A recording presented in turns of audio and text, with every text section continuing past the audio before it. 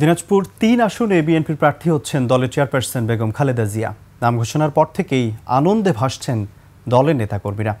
দর্শক, দিনাজপুর থেকে সরাসরি যুক্ত হচ্ছেন প্রতিনিধি চিত্ত ঘোষ। চিত্ত, নিশ্চয়ই শুনতে পাচ্ছেন আমাকে। চিত্ত, দিনাজপুর ৩ আসন থেকে বিএনপি চেয়ারপারসন বেগম খালেদা জিয়া নির্বাচন করবেন। আপনার কাছে কি খবর রয়েছে, বিস্তারিত জানাবেন আমাদের। আমি এই মুহূর্তে জেলা বিএনপির কার্যালয় চত্বরে আছি। কালকে সন্ধ্যায় এই প্রার্থী তালিকা ঘোষণার পর থেকেই বিএনপি অফিসে অপেক্ষমান বিপুল সংখ্যক নেতাকর্মীরা তারা উল্লাসে ফেটে পড়ে।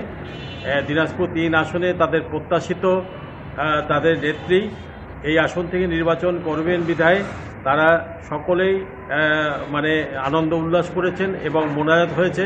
আজকে সকাল থেকে সারাদিনই তারা আনন্দ মিছিল করে বেড়াচ্ছে।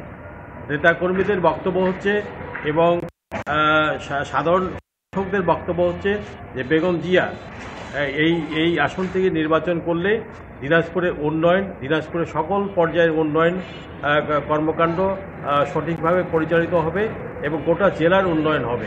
কারণ এই দিনাজপুর ৩ আসনটি সবচেয়ে বেশি একটা মর্যাদাপূর্ণ আসন। কারণ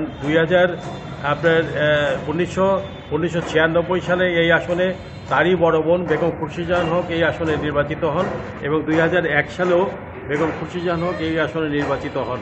1979 সালে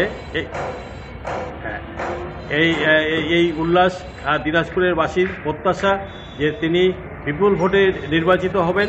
দিনাজপুরে দলমত নির্বিশেষে তাকে ভোট দেওয়ার আশ্বাস প্রদান করেছেন এবং সকলে আনন্দ উচ্ছ্বাসে ভাসছে।